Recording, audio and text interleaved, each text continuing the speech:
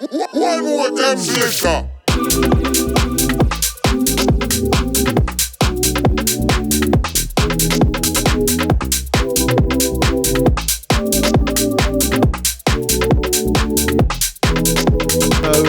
My name's Tony. I run CDR with a fantastic team of people. We run CDR sessions in London, here in Manchester, and of course in Bristol.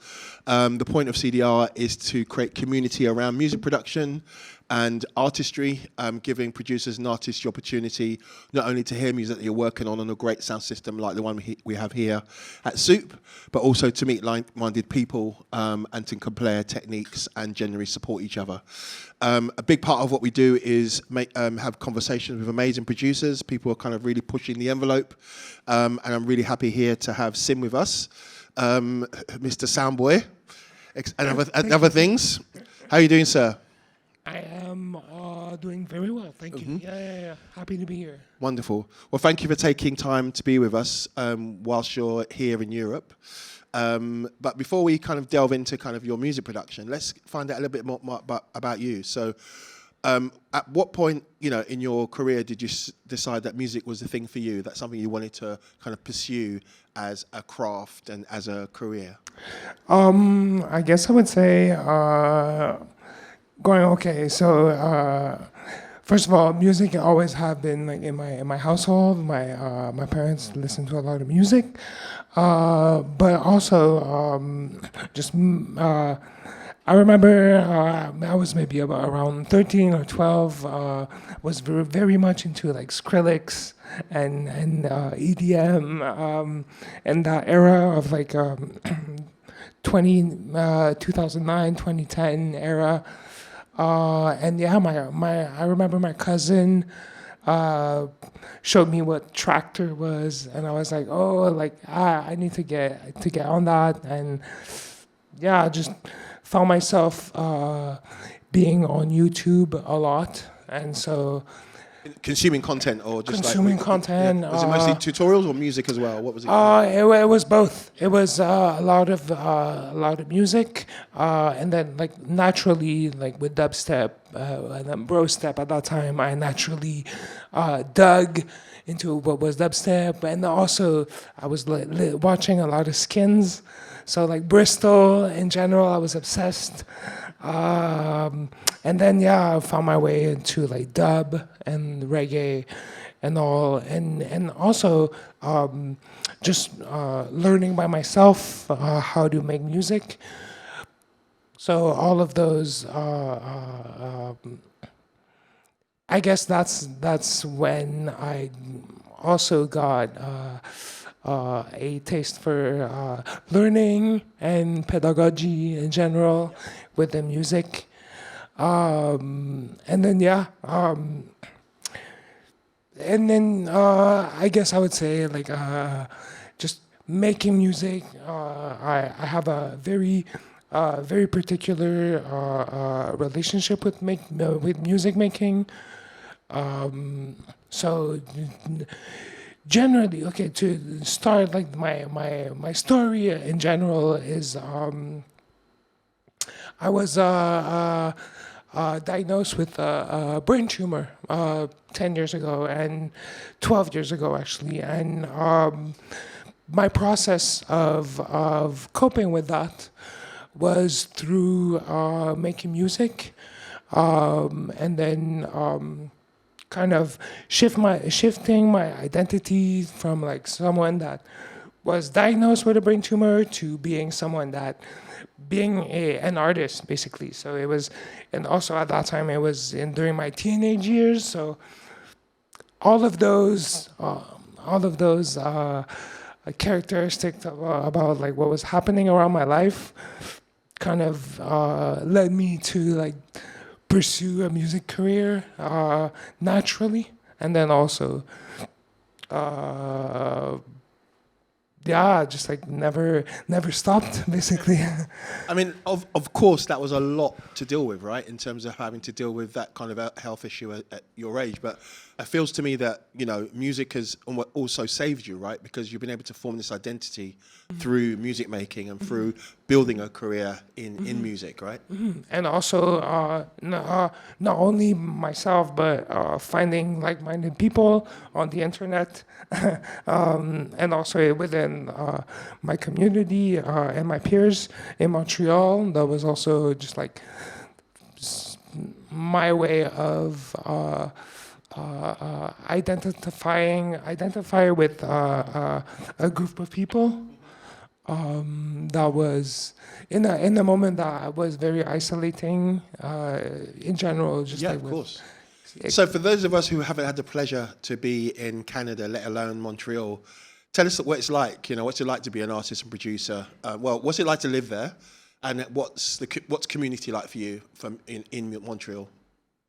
I guess it's first of all it's very, I guess it's very cyclical in the sense that, you know, with like cold winter, there's sort of a sense of like always, you know, during the winter you stay in and then you calculate your moves, you know, you go out, but you like very curate where you want to go see because it's like so cold, you can't party all night, you know, and then go everywhere. So I guess it's the scene itself is very much during the winter people work on, well, at least for me, and I guess people in general work on like themselves and what they want to showcase for like summer is something that I believe is like something that is like that drives like the scene, I want to say. Like so hibernate in winter, make the music, make the plans, and then, you know, reap the rewards, and obviously a bit warmer in summer times. Yeah, and also like you know, autumn and spring is very much like a you know, they're exciting times. I feel they're spring is like the revival of like life, and also like the fall is like a bit melancholic, but it's very inspiring also because it's beautiful and it's you know, people dress well because you can like put on layers, and so, you know, there are different times to express yourself. I think in Montreal, yeah. Nice.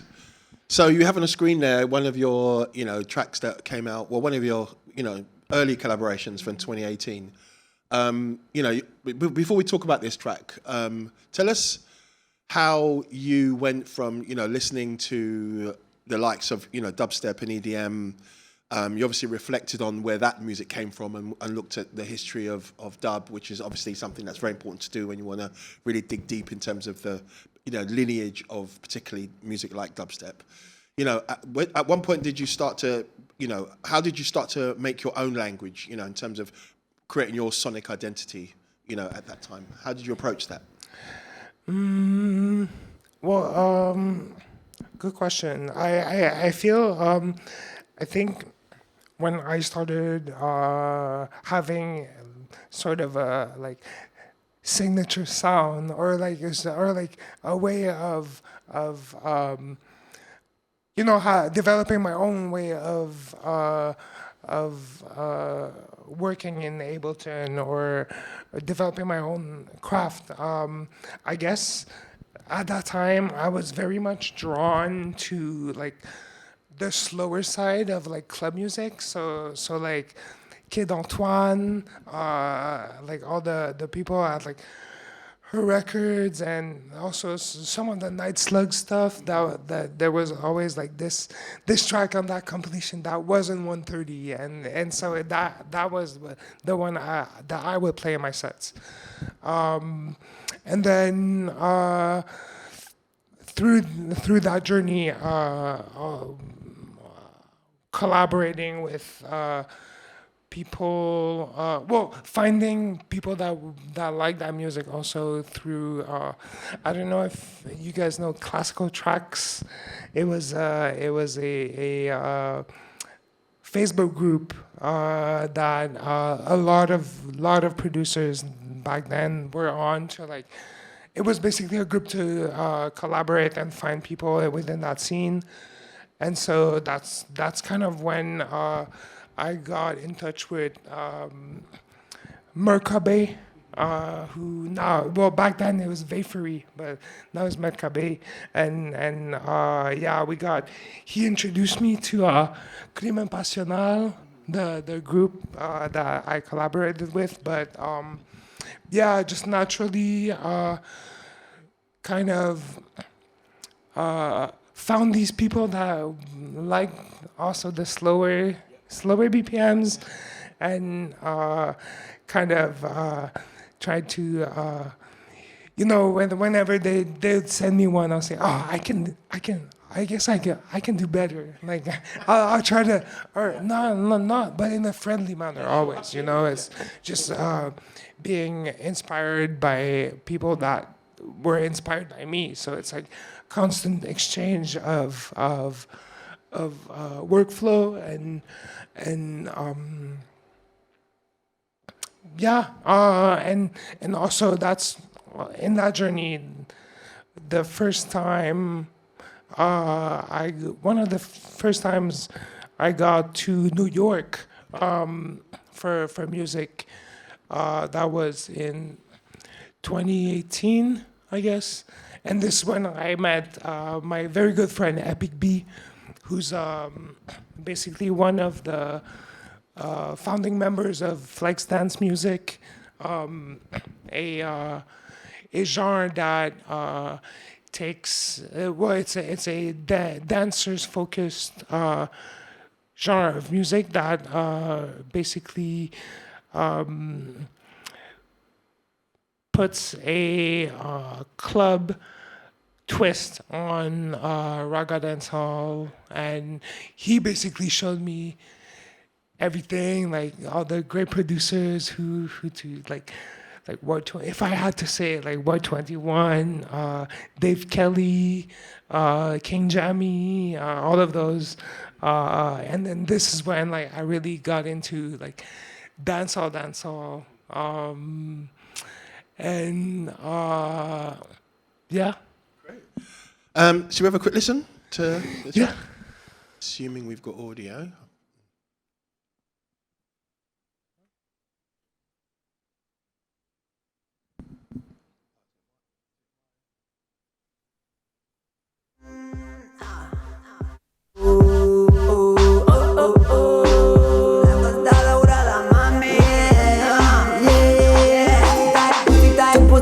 Me la tiene apretada, que dura mala posa, mami, es una guarra. Yo bate pussycat.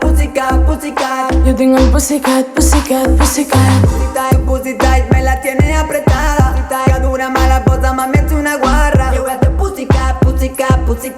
Yo tengo el pussycat. Mashari, yo voy a teo ponani. Mashari, to para teo daddy. Papi, yo tengo el pussy ventall. Vinc ben calent, sigues valent. Vine a menjar-me lentament. Pussycat, mami, ja estic ready. Pussycat, el teu pussy està trendy. Pussycat, lo que tu usant un heli. Pussycat, from la Costa Daurada. Pussycat. Nice. Thank you. So dancehall is, one of those, as with a lot of music genres, it kind of ebbs and flows in public consciousness, right? It's obviously very staple in Jamaica and in black communities across the world. But it's almost like, I think you're looking at it from it's almost like, let me ask you a question. What is your take on the scene that you're from, and how you've taken the roots of dancehall and almost like taken it into a new kind of direction?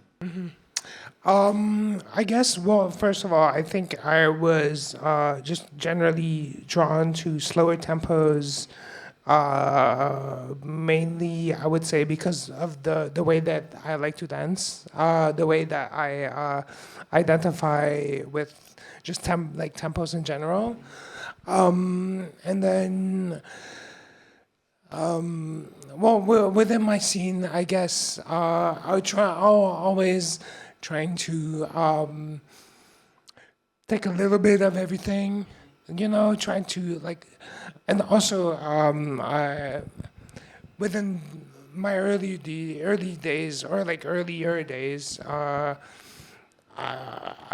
like in the clubbing days, I was very drawn with the sound design in techno, and especially with like Plastikman sound design. I was obsessed, and so I tried to like, at first it was definitely like techno dancehall, something that Mr. Mitch put out like mixes of that, and that was kind of my way of like, seeing what producers were making that kind of music. And I guess also it was I was always trying to when I'm making music in general, I always, if it's like a club driven track that I want to play, I like to imagine myself like playing it while making it. So I guess some of the like sound design aspect to it was a reflection of that, of like, how, like, let's say this synth, how do I want it to like reverberate in a big room, or like how, so, and incorporating that sound design with the groove of dancehall, and also the loop aspect of both like techno and also dancehall within like those juggling rhythms. It's like a rhythm that can go for like days and it never gets old. So I wanted, that was like, that concept was kind of like the thing that would align dancehall and techno for me.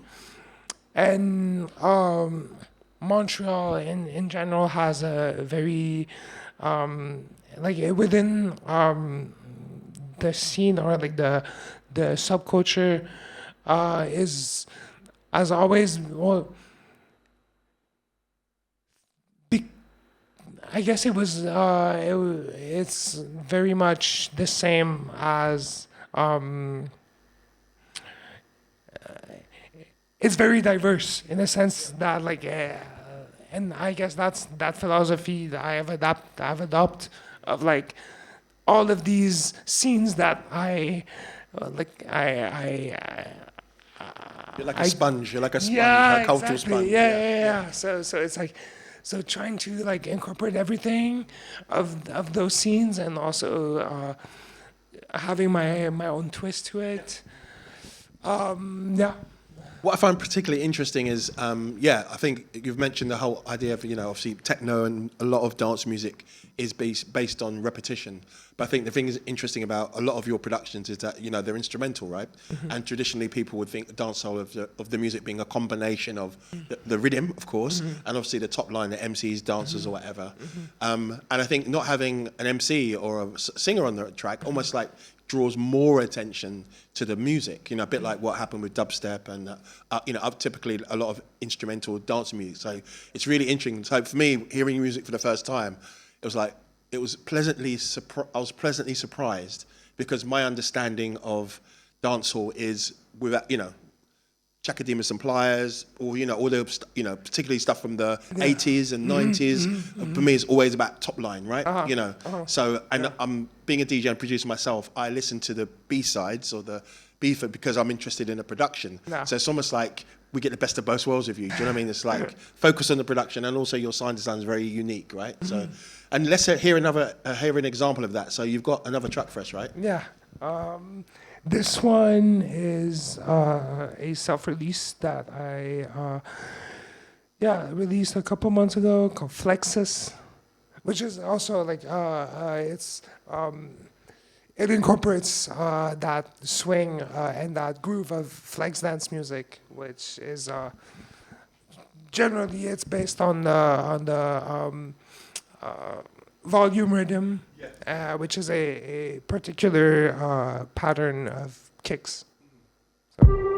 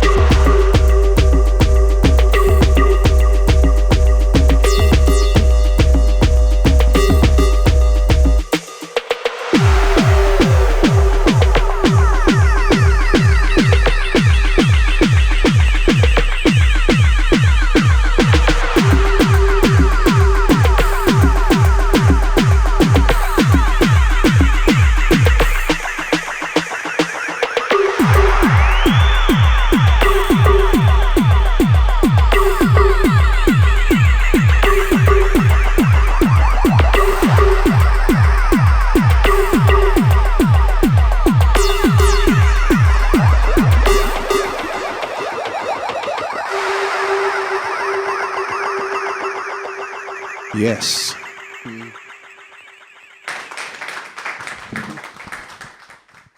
That was fun to make, I presume. Very fun, yes. Also, just I guess we'll get into it a little bit later, but like this is a good example of within my production process. I am very much is very much based around jamming in general.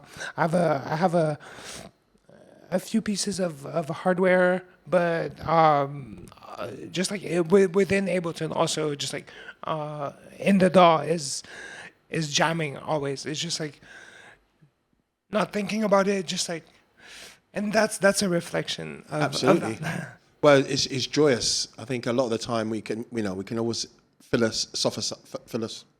What's the word? Philosophize. What's the word? Thank you. Philosophize, right? Yeah. We can always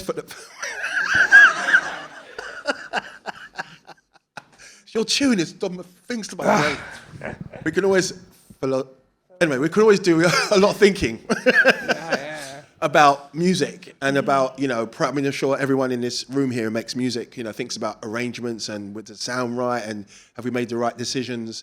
And I think with jamming, there's freedom, right? That comes from jamming, right? And absolutely, of course you've got to finish it, but ultimately it's a really good approach to kind of composition because there's a lot of kind of psychological letting go when you're jamming, right? And you're enjoying the moment, And I believe it's the closest thing you can get to like what you're really thinking, It's because it's the unconscious of like doing things that when you don't think about. Well, it's quite paradoxical because I was saying that like I think about like how it sounds when I play it, but also I don't really think about like I guess I will fiddle with like knobs and things until it gets to a point that yes, that's how it resonates with what I want it to sound, No. So with this leads on to this sound that you're creating. So slow tech. What is that? Okay, let me pull up. I have the PDF here with like I have the graphic. You've got your mission statement. Yes. Clear yes. for all to see. or is it? Hope it's translated into English. It's somewhere. It's somewhere in here. Oh, hold on. No. It's definitely on my Instagram.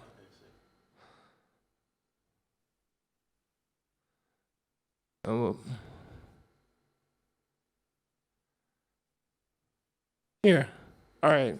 So Slow Tech basically is it was a way of for me to like tell people like how I want to like how where I situate myself within like the within genres. And so what I wanted to do is like take the theory of like relativity, you know, of like having like planets or like have mass and like they warp the space-time continuum. And so I wanted to make a link with that, with like genres. So this being like myself in a sea of genres. So that would be where like I situate myself within genres. So yeah, dancehall, like on one hand it's like the I guess it would be like the hardcore continuum, with sound system music in general, being on one. Well, everything is part of like sound system music in my opinion, but like Jamaican sound system music and UK sound system music, and then here like on the left side it would be more like South American and Afrocentric genres that I like to play and that I identify my sound to. And then having like dancehall and techno on the both like on the opposite ends, because like the way it started is that saying or like thinking about like dancehall techno being like something in my head, it was a spectrum. Having like techno on one end and then dancehall in the other, and then there's like everything in between. Dub techno in the middle somewhere there. Yeah, and then like having like just thinking about it and having like I had the urge of like saying this to like my community, like this is how I identify myself within genres. And the word slow tech just, I guess, okay, that's weird because like I heard this term only once in my life, and it was on the radio. Like it was during pandemic. I was actually waiting for my mom to get back from the grocery store, and I was listening to the radio, and the guy says, "Oh, this is like this is slow tech." I was like, what is slow tech? And then I tried to like look for it and couldn't find anywhere. So I was like, you took it. I mean, I guess I added to the knowledge of like what or like that defining what it represented to me. Yeah. And yeah. What I find really great about this is I think that there's obviously lots of different genres in the world. We all know that, but I think increasingly. Artistry and finding one's voice has to come through a synthesis of your influences, right? And I think the artists and producers that will start to really cut through a lot more, I think, in this age of algorithms and this age of kind of complacency, is actually people who create their own voice and can champion and push their own voice and have opportunities. So for me, this is really encouraging because you're acknowledging where you've come from and what your what your inspirations are. But at the same time, you're kind of making this, helping people understand that slow tech is actually a fusion, a synthesis of all these genres. And I think a lot of people will be able to identify with that. So it's cool. It's well, thank you. But yeah, I guess I would say it's like it's a gravitational pull. You know, it's like something that attracts the genres that like without while like always acknowledging like the history behind every genre, which is like different for all of them. I guess it's just like a way of saying that like this is what I'm drawn to by making a graphic that represent this this pole. Well, thank you. Yeah, so give us a kind of sonic idea, I guess, your approach to slow tech. Okay. Well, okay. Shall I get into the? Okay, yeah. All right. So, like I said, like my approach is very much jam based. So, what I will do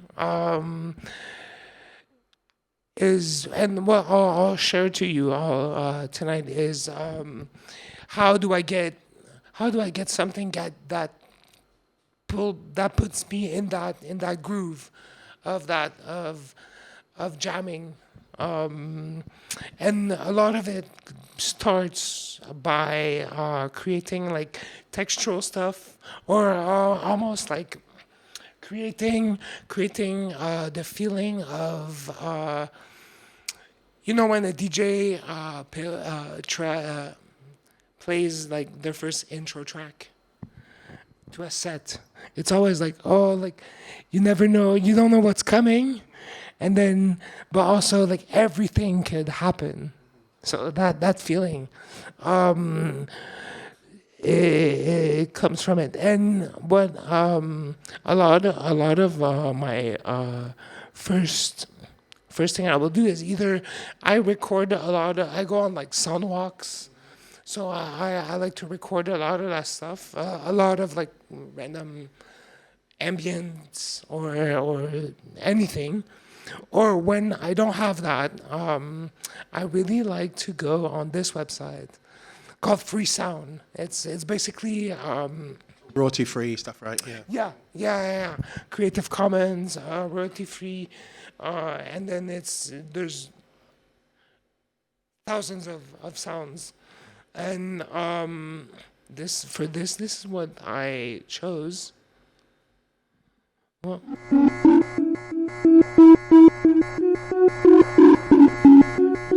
something like this.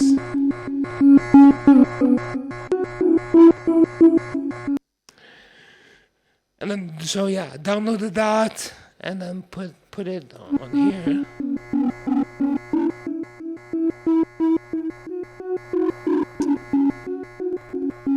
And then, a lot of the times what I'll just do is do the first part like this.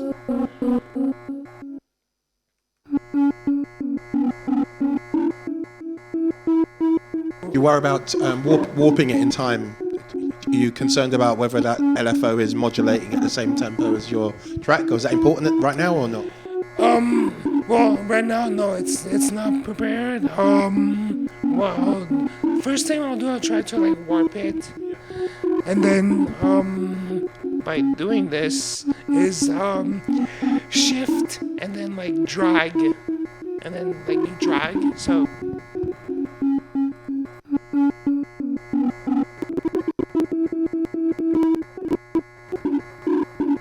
So like this, I'll try to like fit it to.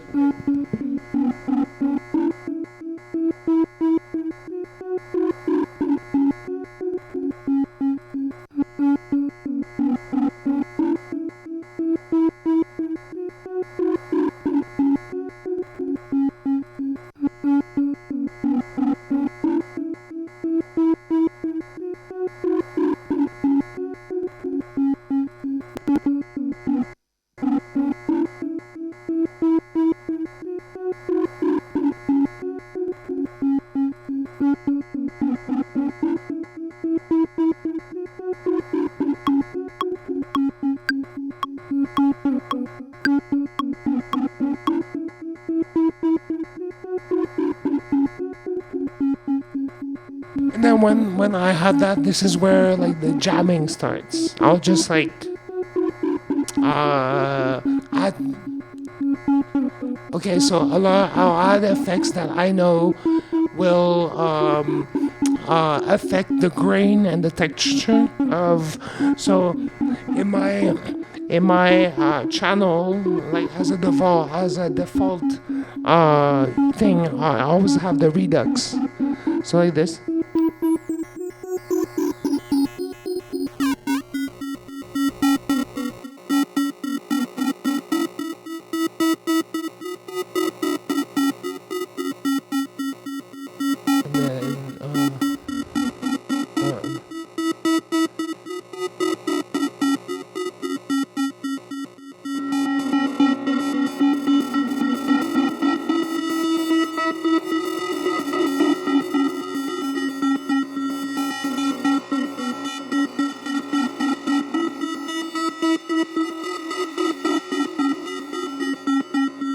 The reverb.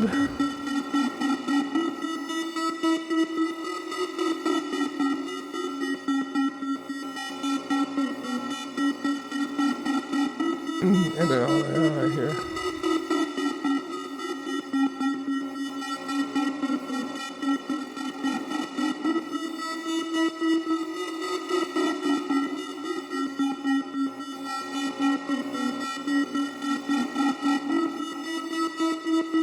I try to like stretch it as part, like stretch in all sorts of ways, so that like the actual warping, like the warping algorithm gets affected, and so.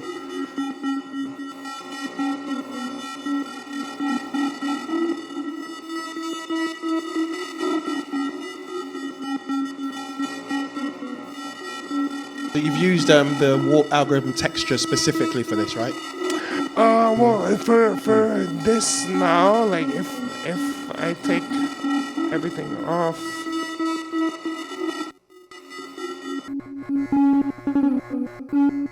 you know,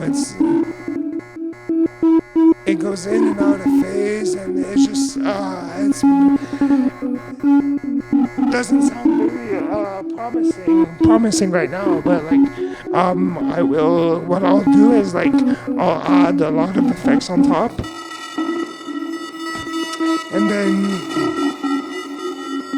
on that I'll try to here with the autopan. If you put the autopan, it goes like left to right. But if you put the phase, on top of them, it's like just a volume LFO, and then put that to like the note. So like.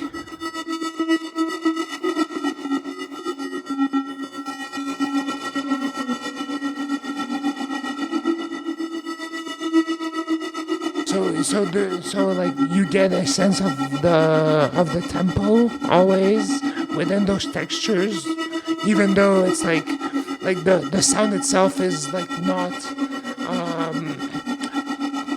matched to the tempo. You always have like something that will like let you know, lock you in basically. Yeah.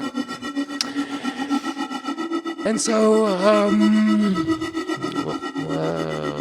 maybe add one last thing, you know.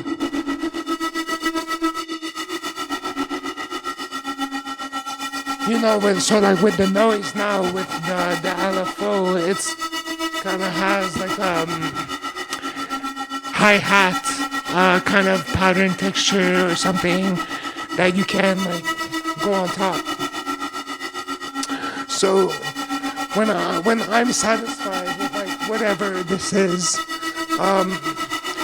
where I'll try to fit in like a kick pattern. And so this is let me start again with like a operator. I always use operator on for drums, right? For my subs, for my kicks. Like a defining, I think like it has been like a defining thing within my production is the my kicks or my subs, like they're the same. So it's always like a operator. For a while it was like wavetable, also Ableton, synth, but it's always has been a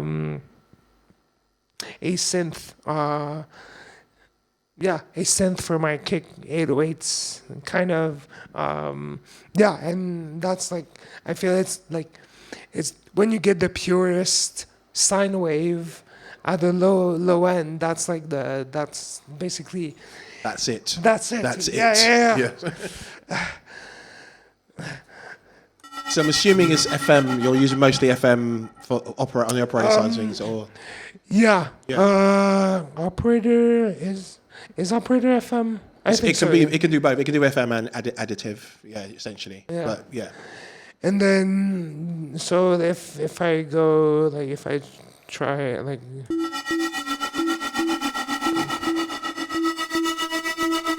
and then I'll try to match it. And then, so one thing that is like I've learned in is good subs are between the key D and A. So like D all the way to A, that's when you're gonna have like a really good sub. So like now it's like B. So I'll try to like find another key. Now like.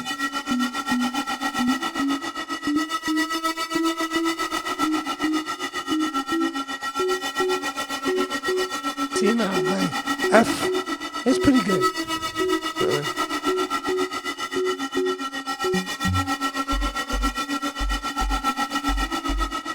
Only, just like the sine wave itself, if it's like loud enough. On the sound system, it's already you're pretty close. And so yeah, always put it on the mono so it never like overlaps between notes. And then that's where I kind of like sculpt it. And a very good trick is to get yourself a visualizer like this. It helps me to like sculpt the sound, and that just when I can recognize that the kick is like. When I can recognize that it looks good and it sounds good, it's good. Yeah. So here I'll had a bit of harmonics.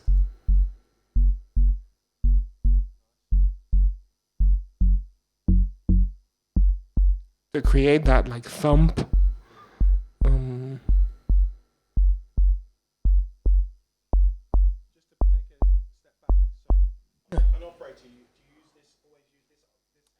Yeah, always. So like basically, so with that algorithm, the first oscillator is basically your master oscillator. So you in the end you only need to like shape this one, so that the whole sound sounds like this. And then like these ones, because they're more of the top end of the kick, I keep them very short decay, so it's like that. That's what you can hear. And then I take off the filter, put the tone to 100, so that's like just like the pure sound of the synth. And then this is where things get more. When you'll see, all right. Do you want to get out of the way? Oh. No? Okay, cool. Okay. This is when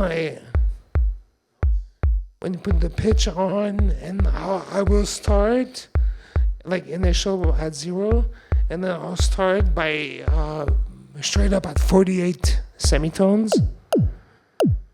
So it goes like 48 semitones, and then it starts at 48, and then you can hear it's like, and then here.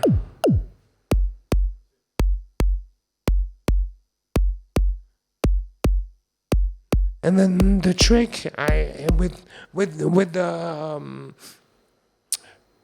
the pitch envelope, the trick is to get it so that you have you get to a point where in the beginning you feel it in your chest, like the mid side of the kick, it cuts through the mix that way, because sometimes you get muddy lows and stuff, you can't really hear it.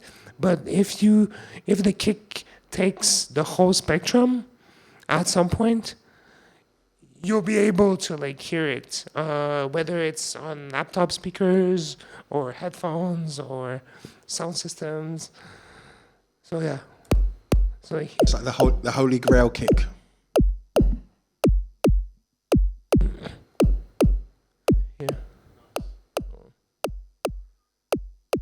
So yeah, like with this you can control.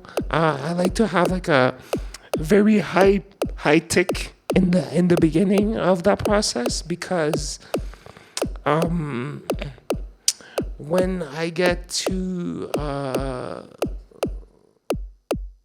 getting through a limiter, that's one thing that I will say is, if you have to invest in a plugin, get a good limiter. That's me. Limiter and a clipper. What were your choices? Well, I say invest, but I invest small. But I could. I mean, this one by Brainworks. I think it's £10. Helps me very much. Yeah, just to get a good first shape of that kick. Just to like kind of start squishing it a little bit.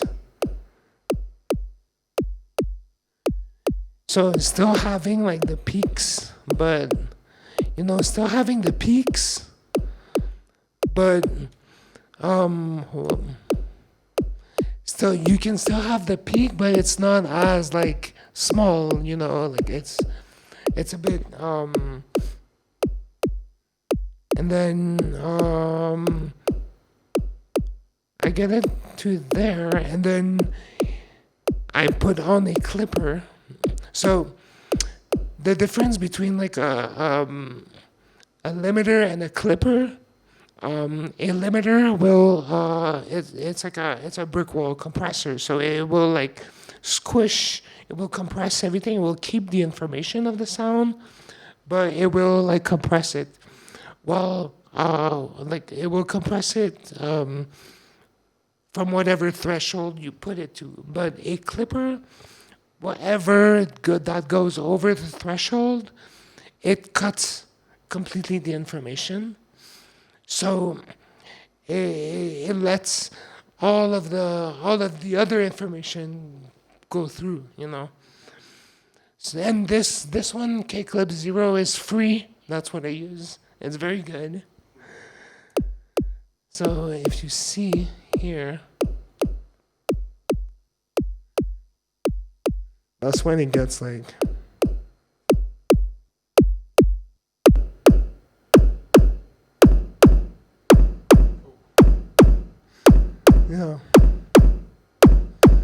so here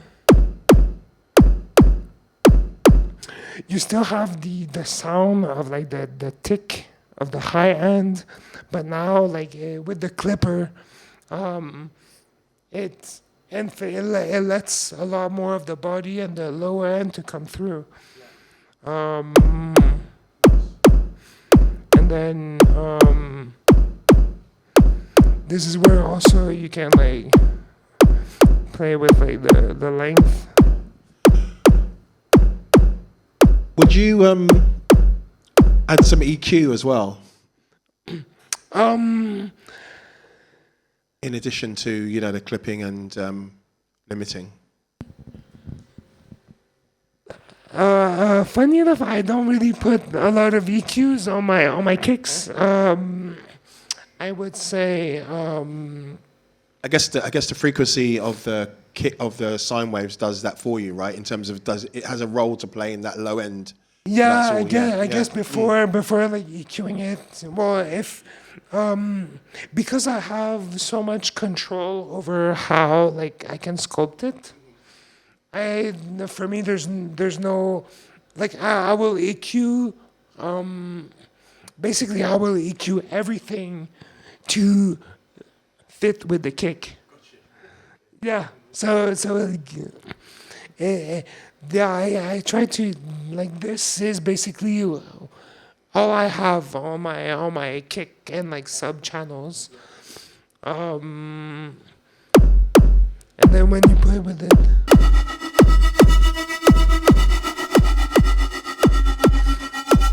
So like,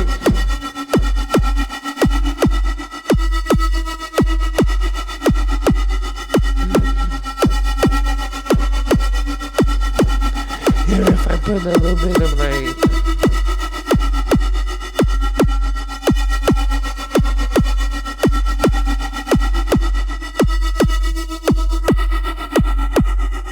or like, hold on,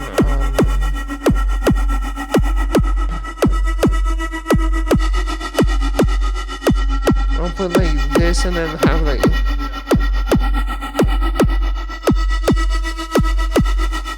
so like, for me having like just like the kick and like sometimes some kind of texture, it gets me to that point, to that feeling of like intro, kind of the intro of a set, intro of a track, or like where I can get into jamming and then like try stuff, and then once I have like a lot of variations of like what I've played on top of this, this is where like the arrangement comes, and like I guess you know, arrange view is your place, right? So yeah, where it all happens. It will be, well, it will be, except once I go, once I get to send stuff to this Dub Echo, this is where I get into like I get into my Dub Master hat. Get into your King Tubby. King Tubby comes. Yeah, and then this is where I can like, and then all like, if you put like, It's basically that's Ableton's Echo, right? That you've just renamed. This is the Dub Syndicate preset. Yeah. And then if you look at here at the top here, right, this is once you hit record. So so let me put just like a little hi-hat just to have some top.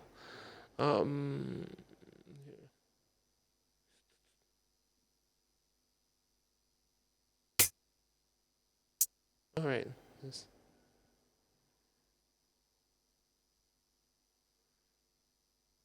All right, just like if it's like here, like this.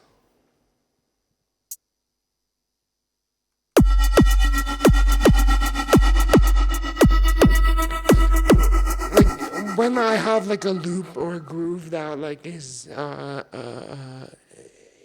only thing left to it is arranging it, or even when you're having like a whole arrangement done, what I will do is put that thing on and then just hit record, and this is where I can start like, getting to my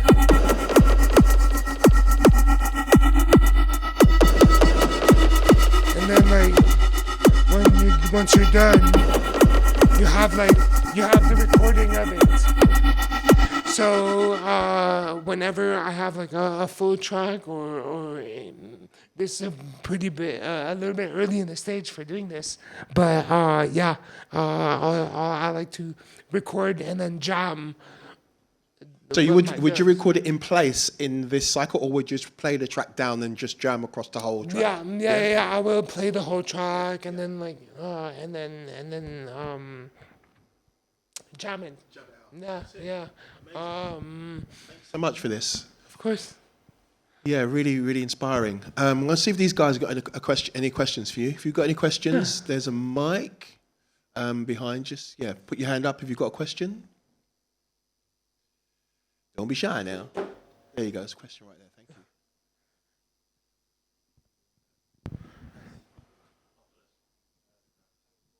Oh, sorry, mate. 2-2.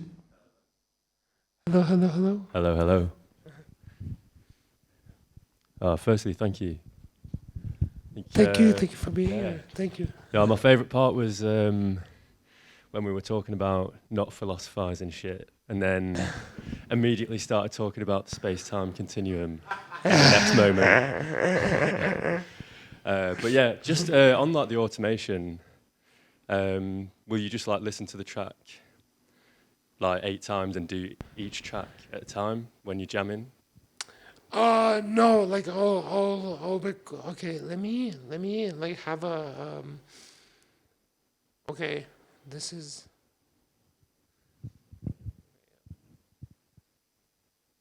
for example, I have like a full track here. This is it was a collaboration with Makabe that was out on his last compilation a few months ago. So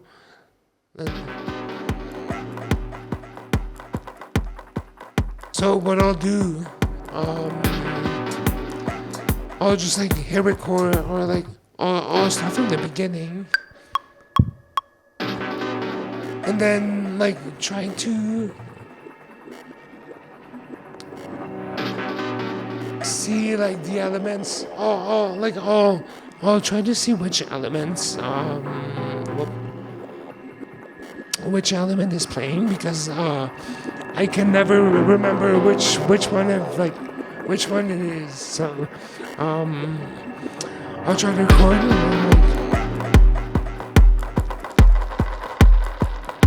then just go like with like different like.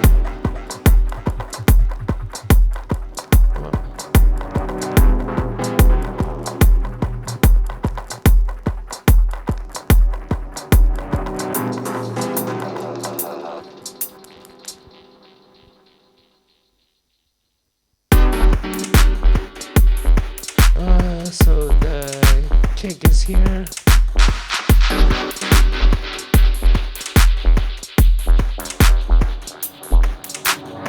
And then like I'll let the track run, and then do bits in here and there to like add like more textures on top.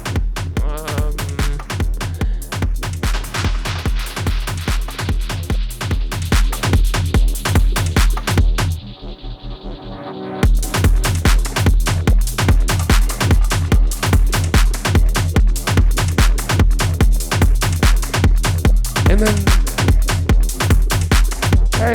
like you can see, like with this, these things here, that like you can see it like when it's gonna happen, when it's coming in, so you can kind of like prepare yourself.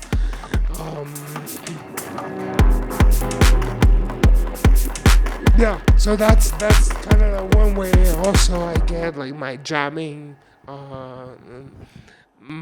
process in creating music. Thank you for your question.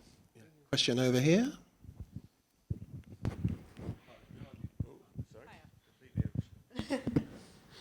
Hiya. Firstly, thank you. This has been great. Thank you. How do you go from jamming to like creating something that has structure, I guess, would be my question. Creating structures. A lot of my music is it takes from dancehall rhythms. There's always like a drop and then a B drop, and so within well, what I'll start is if we go back to like the if we go back to the project, so I'll have like let's say this is like the A drop, and then what I'll do is just like copy this over, and then try to find a way to link the or like I'll like mute things on the B side and then add other stuff on top to kind of try to have a transitional moment. And yeah, have like those it's kind of like a dialogue for me. It's like a one part is like talking to the other part, so and then once I'll have like this transition that I'm satisfied with, I'll copy it like a bunch of times and then mute things out, do the dub effect thing, and then like try to perform it on top. And so that's when I get to a more like arrangement brain, if you say, while still like having a creative approach to arrangement is what I'm trying to say. So it's almost like your approach to arranging comes from dub. You know, a lot of dub is about having the stems, and the arrangement comes from introducing elements in and out, right? And of course doing the effect sends as part of the kind of character of the do you know what I mean? Which is what I can hear definitely. Yeah, and then let's say I'll have this conversation happening like 4 times. That would be like the first big chunk of music, and then in between I'll like duplicate it and then have like a breakdown or build up kind of moment in between those, and then once you have that, you just try to work an intro and then an outro. I kind of think about it as like building Legos, you know, like yeah.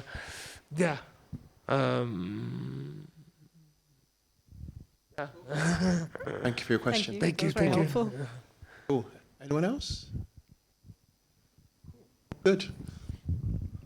Thank you for showing this technique. It's really inspiring actually, because I think a lot of we can all get in our heads about arranging and whether a track sounds right or whether the kick drum has been EQ'd correctly and compressed correctly. There's a freedom to how you approach production, which is great, really refreshing. It's well, thank you. Yeah, I'm from the school of thought that like if it sounds good, it sounds good, and it feels good, it's good.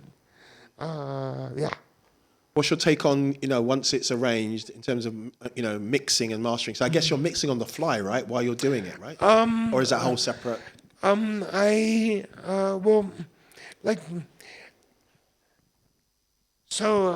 Just my approach to making music is very much it's like sculpture. It's always kind of like whether it be like trying to figure out like the textural stuff, like jamming. It's sculpture. It's always trying to make it fit so that you're satisfied with the sound. But that process in and of itself incorporates mixing techniques. So like when I said like I'll EQ everything, I'll take the bass out of pretty much anything except of the kick. That's like some mixing, but also it's like creatively I'll just do it as like instinctively. And then for like when like the elements don't like clash very much, I'll sit down, particularly in the morning, mixing in the morning or like mastering. You have to do it in the morning with a fresh bit of ears, like So I'll just sit down and I will sort like on the other project here, like I'll sort everything, organize like the kick, all the elements, so that like I have, so that it becomes way easier to like know which like what sounds what is off, or like what like, so I have a better control of what I'm doing. But yeah, that's like a whole nother, that's another brain of like mixing. And yeah, generally also I have like tutorials on mixing and mastering techniques on my Instagram. I do a lot of like tutorials, so if you're curious about it. But yeah, generally I'll mix my drums. This is where I'll focus a lot of the mix down, is around my drums, and then everything else like bass and like melodics and textures and impacts that will come after, because in the spectrum, drums are very much more like monophonic and like very much more in the front seat, whereas like melodies, pads and textures, they're very much more, they're like a warm blanket that goes like over your mix, whereas like the body of the track, or of like my tracks anyways, they're very much more in the drums and the percussions. Absolutely. So just before, again, see if anyone has any questions, just what tips do you have for mastering? I think I know a lot of people can kind of get their heads around mixing or balancing elements, but the whole mastering thing is quite a big leap of faith, you know. So, you know, do you have any go-to processes or go-to plugins or that you use for mastering? If we pull out my I have like a template, a mastering template, but like the first tip is like 90% of mastering is in the mixing process. If you have like a good mix that doesn't clash, or that doesn't like, that is like clean, the mastering will sound good. And then use like within mixing, the use of clippers if you want it to be like loud. In this day and age, it needs to be like loud, so clippers are like a go-to, especially on drums. Like in the drum group that I had, like I'll always have like a clipper on that, have it like being like, with the visualizers also, huge help to let me see like what maybe doesn't sound louder than everything else, but like the data, the information, if it has like transients that are way off, that will like influence your whole mix in the mastering stage, because of that, because of those extreme values within the mix. So sort that out like in the mixing process, and when in the mixing process, like everything is like, when there's still dynamics, but things are like equal, like things are like before the mastering process, when things are kind of at the same level, it helps a lot in the mastering process. Because I guess the final limiting and compression doesn't have to work so hard because it's quite consistent. Yeah. And so in my mastering process, first thing I'll do is like I have like a just an EQ here to kind of like shape things generally, and also just cut like the frequencies that we can't hear. So like under 20 hertz or like 30. Here it's under 30, but sometimes I'll switch it up. And then here, I have it on like mono stereo mode, so that like here, this is like, so like there's like a mono EQ, and then here it's like the stereo EQ. This is where I take out like the bass, because on a sound system, bass is mono. So to avoid like phasing issues, and so that's what I'll do here. And then on here, this is kind of like this is all my parallel processing. So on the first, like this is like the dry one, the dry signal, and then here a little bit of compression just to highlight some dynamics in the mix. Vinyl's distortion here, I like to put that so that like it puts a little bit more harshness in the high end, so they can cut through much more. And then here I'll have kind of like some low mid rumble, or a low mid processing, because because after that, like in the dynamic compressor, here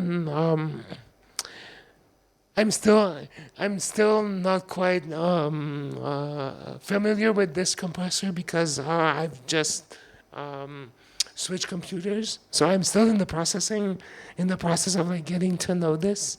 But generally, when it comes to like dynamic compressing, I'll duck down, like, because I'll duck those those low mid frequencies before going in the dynamic compressor. I'll try to have like some overdrive to counter, so that like so that it gets compressed, but you can still hear it in the mix. Character of it, yeah. Yeah. Add some character to it. And then so yeah, after this, I put a dynamic compressor to kind of compress just a little bit every types of bands. Usually I'll have like 4 bands like this. So like the first band is like everything sub, everything that is under the kick. So like what I mean by that is that like if you solo this band, I will get it so that like in the frequency range you only hear like the kick and bass, and this is where I can like compress it just a little bit. You don't want to over compress things here. So, and then here, this is what I mean. This is like the low mid frequency that I will like duck it, and so that by the end of that process, there is there's a definitive there's like a division between like mid highs and highs, and like the sub, because I think I believe it's in like, because every like the cut between the subwoofer and the mid speaker, it's not always the same from speaker to speakers. So if you just cut the low mids, it will be easier. It will sound better on multiple range of speakers.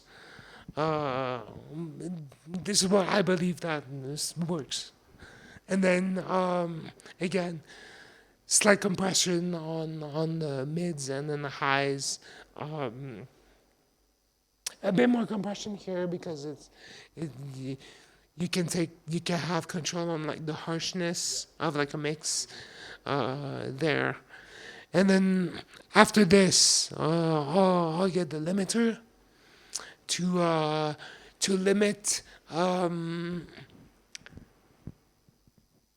Just to make it loud, basically. And then that's pretty much it. My mastering process.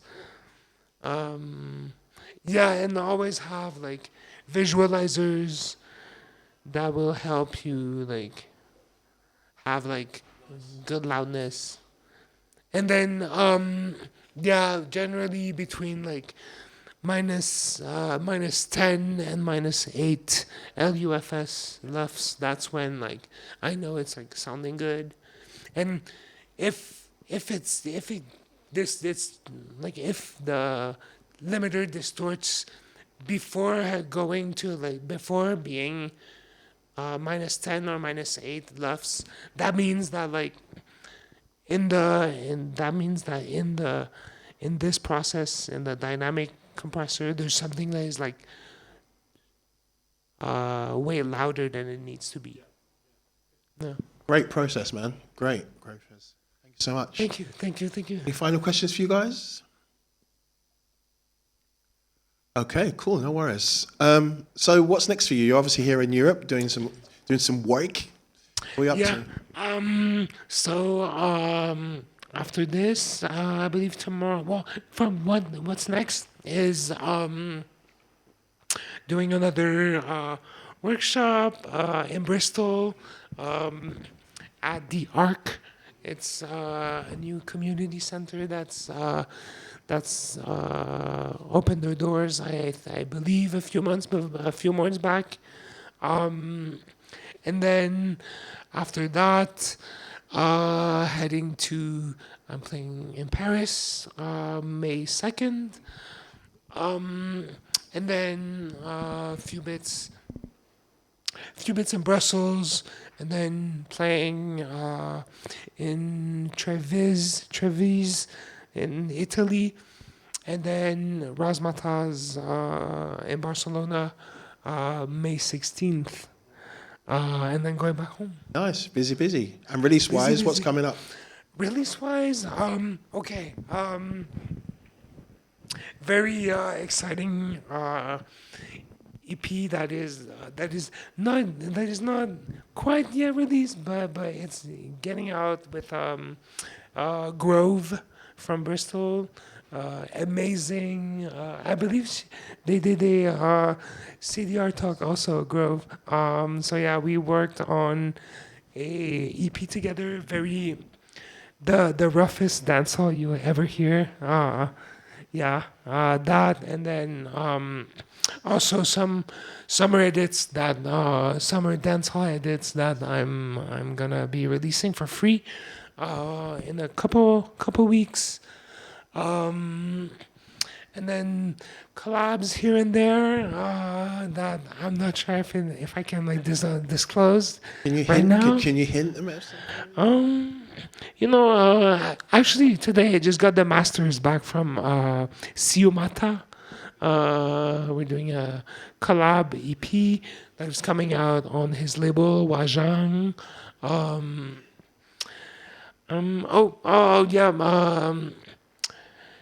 Spec Records is celebrating their 10-year anniversary this year, and they've released they've released their first compilation of remixes, and then I believe there's one coming out in the fall, which I'll be on. So a few bits here and there, and then in between that, it's self-released by me. Yeah. Well, we look forward to seeing you again and hearing you again. Thank you. Sim, thank you very much indeed for your time. Thank you very much. Thank you so much. Thank you, everyone.